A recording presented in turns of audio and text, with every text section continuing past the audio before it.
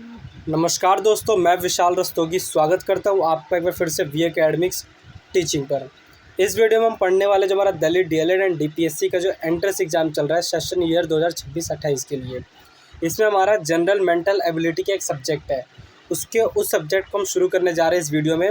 और इस सब्जेक्ट का हमारा जो पहला टॉपिक है वो हमारा attitude and aptitude regarding education के अकॉर्डिंग क्या हमारा एप्टीट्यूड होना चाहिए और क्या एटीट्यूड होना चाहिए, उसके बारे में हम पढ़ने वाले हैं। तो चलिए आइए शुरू करते बिना किसी देरी के। तो सबसे पहले हम जानते हैं एटीट्यूड के बारे में। अभिक्षमता या योग्यता भी कहते हैं इसको हिंदी में। ठीक है, तो एटीट्यूड का अर्थ किसी विशिष्ट कार्य करने की जन्मजात और स्वाभाविक क्षमता से है। ठीक है, तो एटीट्यूड का मतलब क्या होता है कि किसी भी काम को करने के लिए हमारी जो जन्मजात, हमको जन्म के साथ जो क्षमता मिली हुई है ना, उससे हम एटीट्यूड कहते हैं कि हमने जन्म के साथ ही इस चीज़ को पाया है। ठीक है, यह हमारी सीखने की क्षमता को दर्शाता है। यह वह क्षमता है जिससे हमें पता चलता है कि उचित प्रशिक्षण मिलने पर हम या आप किसी क्षेत्र में कितना अच्छा प्रदर्शन कर सकते हैं। ठीक है, तो ये जो हमारी एटीट्यूड, ये जो योग्यता है, एक ऐसी क्षमता है हमारे अंदर की जो कि हमको बताता है कि अगर हमको कुछ उचित प्रशिक्षण दिया जाए, ट्रेनिंग दी जाए, हमको सही ट्रेनिंग दी जाए, तो हम किसी काम को कितने बेहतर ढंग से कर सकते हैं। ठीक है, शिक्षा में इसका क्या महत्व रहता है? ये विषयों के चुनाव करने में मदद करता है, जैसे गणित योग्यता और भाषा योग्यता।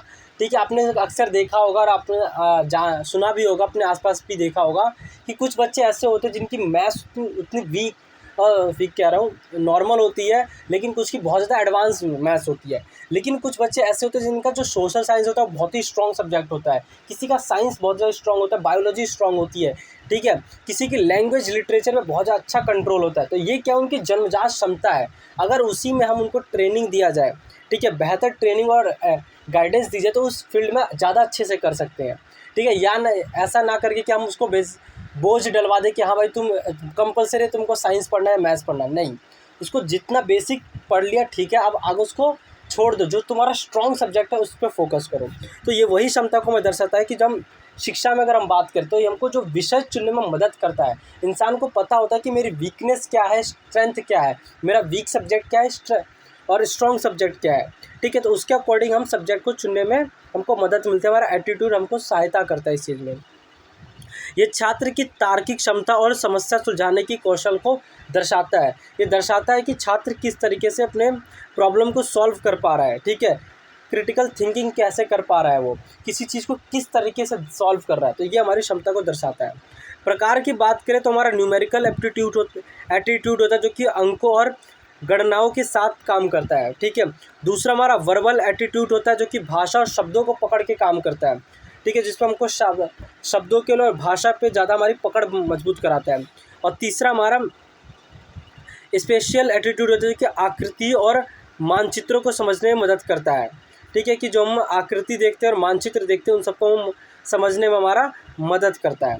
ठीक है, तो ये हमारा एटीट्यूड हो गया। अब हम बात करते हैं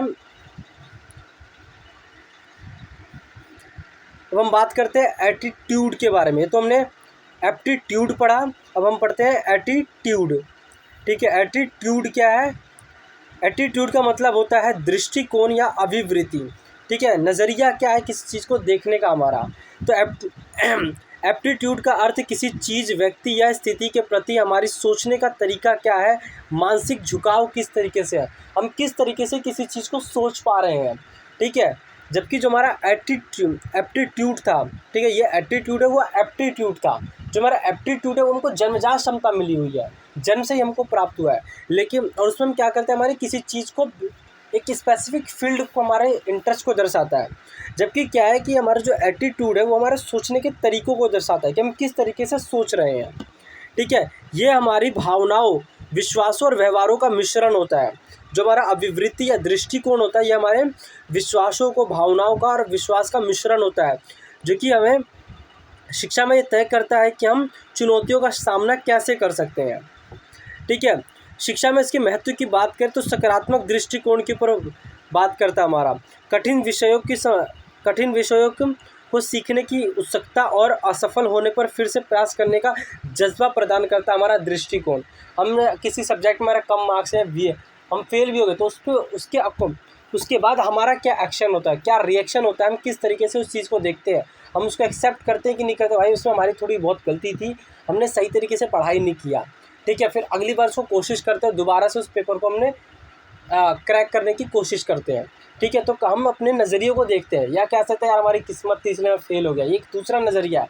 और एक दूसरा नज़रिया क्या है कि हम स्वीकार करते हैं कहीं ना कहीं हमारी कुछ ना कुछ गलती होगी, हमने पढ़ाई नहीं की, ठीक है, इसलिए हम फेल हो गए। या तीसरा नज़रिया ये भी हो सकता है कि सब पेपर के एग्ज़ाम से जस्ट पहले आपके साथ कुछ ऐसे हालात आ गए जिसकी वजह से पढ़ाई ना कर पाए हो, तो उसके अकॉर्डिंग आप अपने आप को दोष नहीं दे सकते, फिर वो हालात का दोष है, आपके कंट्रोल में कुछ था ही नहीं चीज़ें, तो एक अलग नज़रिया। तो हम नज़रियों को देखते हैं, दृष्टिकोण हमारा होता है, ठीक है। विकासवादी मानसिकता का पे काम करता है ये मानना कि सीखने मेहनत से बुद्धिमत्ता को बढ़ाया जा सकता है। जो विश्वासवादी मानसिकता उनका कहना है कि जो हम सीखने जो मेहनत करके ना अपनी बुद्धिमत्ता को बढ़ा सकते हैं, अपने हम जो हमारा इंटरेस्ट बुद्धिमत्ता है, जो हमारी इंटेलिजेंस है, ठीक है, जो हमारा क्लेवरनेस है उसको हम बढ़ा सकते हैं, ये हमारा दृष्टिकोण को दर्शाता है। प्रभाव की बात करें तो ये एक सही एप्टीट्यूड वाला छात्र एप्टीट्यूड होने के बावजूद कड़ी मेहनत में सफल हो सकता है, लेकिन गलत एप्टीट्यूड वाला जो प्रतिभाशाली व्यक्ति है ना वो भी पिछड़ सकता है। देखो, अगर हम बात करें एक जिस इंसान का सही से एप्टीट्यूड है, उसका दृष्टिकोण सही रख रखा है, उसने पॉजिटिव दृष्टिकोण लेके चल रहा है, पॉजिटिव एप्टीट्यूड लेके चल रहा है, तो भले ही वो कम मेहनत कर रहा है, ठीक है, उतनी पकड़ नहीं है सब्जेक्ट में, फिर भी वो मेहनत करके अपने आगे बढ़ सकता है। लेकिन अगर प्रतिभाशाली व्यक्ति भी हो, ठीक है, गॉड गिफ्टेड स्टूडेंट क्यों ना हो, लेकिन उसका एटीट्यूड अगर सही नहीं है ना, तो वो आगे नहीं बढ़ सकता, कहीं ना कहीं आपको पिछड़ता हुआ नज़र आए, ठीक है। तो ये हमारा एटीट्यूड हो गया। इससे पहले हमने एप्टीट्यूड पढ़ा था, ठीक है।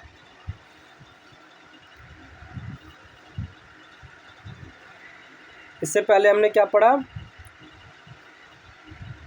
एप्टीट्यूड पढ़ा, और ये हमारा एटीट्यूड था। अब हम बात करते हैं कि दोनों के दृष्टिकोण में हमको अंतर क्या देखने को मिलता है, ठीक है। तो अंतर की बात करें तो प्रकृति की बात करें तो जो योग्यता हमारा जो एप्टीट्यूड है वो हमको जन्मजात प्रदान होता है, जबकि जो हमारा दृष्टिकोण होता है वो हमारे अनुभवों और परिवेश, हमारे एक्सपीरियंस और एनवायरनमेंट से हमको अचीव होता है, ठीक है। और जो हमारा एटीट्यूड है, जो हमारा एप्टीट्यूड है वो क्या दर्शाता है, वो हमारे कार्य करने की क्षमता को दर्शाता है, जबकि जो हमारा एटीट्यूड है वो कार्य करने की इच्छा को दर्शाता है, ठीक है, विलिंगनेस टू डू होता है। और हमारा एटीट्यूड क्या होता है, विलिंगनेस टू डू, और एप्टीट्यूड क्या होता है, एबिलिटी टू डू, ठीक है। परिवर्तन की बात करें तो इसे जो हमारा योग्यता है इसे प्रशिक्षण से निखारा जा सकता है, इसको हम ट्रेनिंग देकर और भी बेहतर कर सकते हैं। और जो हमारा दृष्टिकोण है इसे हम आत्मचिंतन और प्रेरणा से बदल सकते हैं। जो भूमिका की बात करें तो ये हमको कौशल से संबंधित होता है, हमारा जो योग्यता स्किल बेस्ड होता है, जो कि जो हमारा दृष्टिकोण होता है हमारा चरित्र बेस्ड होता है, कैरेक्टर बेस्ड होता है, ठीक है। तो ये मेन अंतर है हमारे एप्टीट्यूड और एटीट्यूड में, ठीक है। आई होप आपको समझ आया होगा एप्टीट्यूड और एटीट्यूड के बारे में। हम बात करते हैं शिक्षा में इसका संतुलन क्यों जरूरी है। तो शिक्षा के क्षेत्र में सफलता का जो सूत्र है वो हमारा सफलता की बात करें तो दोनों का होना बहुत ज़रूरी है, हमारी योग्यता और सही दृष्टिकोण का होना दोनों का बहुत ज़्यादा ज़रूरी है। बिना एटीट्यूड के हम एप्टीट्यूड को प्राप्त नहीं कर सकते हैं, ठीक है। यदि किसी छात्र में गणित की बहुत अच्छी समझ है, ठीक है, वो उसका क्या हो गया, एप्टीट्यूड हो गया, लेकिन उसका पढ़ाई के प्रति अगर आलसी रवैया है, उसका एटीट्यूड अच्छा नहीं है, ठीक है, तो वो अपनी प्रतिभा का लाभ नहीं उठा सकता।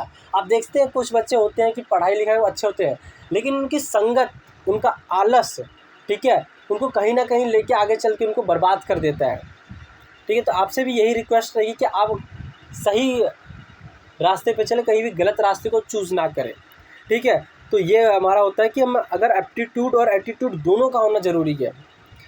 बिना एप्टीट्यूड के अगर एटीट्यूड भी आपका कोई काम नहीं आएगा, ठीक है। और बिना एप्टीट्यूड के एटीट्यूड की अगर बात करें, यदि किसी छात्र में सीखने की क्षमता औसत है, ठीक है, उसका जन्मजात है कि हाँ देखते हैं कुछ बच्चे जन्म से उतने एवरेज स्टूडेंट होते हैं, ज़्यादा पढ़ाई लिखाई में टॉपर भी नहीं होते हैं, ठीक है। कुछ बच्चे होते हैं जो बिलो एवरेज भी होते हैं, लेकिन वो आगे चल के मेहनत करके आगे बढ़ते हैं। कई सारे आपके आसपास एग्जाम्पल देखने को मिलेंगे जिनका दृष्टिकोण अच्छा था, सकारात्मक दृष्टिकोण लेके चलते हैं, ठीक है, मेहनत करते तो वो आगे चल के अभ्यास से कठिन विषयों में सफल प्राप्त करते हैं, ठीक है, सफलता प्राप्त करते हैं। तो ये हमारा हो जाता है एप्टीट्यूड एटीट्यूड के बारे में, ठीक है। आई होप आपको ये चैप्टर समझ आया होगा, ठीक है। आगे और भी चैप्टर की वीडियोस इस पे आने वाली है। मैंने ऑलरेडी अगर बात करें तो हमने क्या किया है, मैथ्स की कह रहा हूँ मैं, केमिस्ट्री का, कंप्यूटर साइंस का, ठीक है, केमिस्ट्री का, कंप्यूटर साइंस का और बायोलॉजी का, इसका तो वीडियो मैंने अपलोड कर दिया है। और धीरे धीरे और भी सब्जेक्ट की मैं वीडियोस अपलोड करना शुरू कर दे रहा हूँ मैं भी।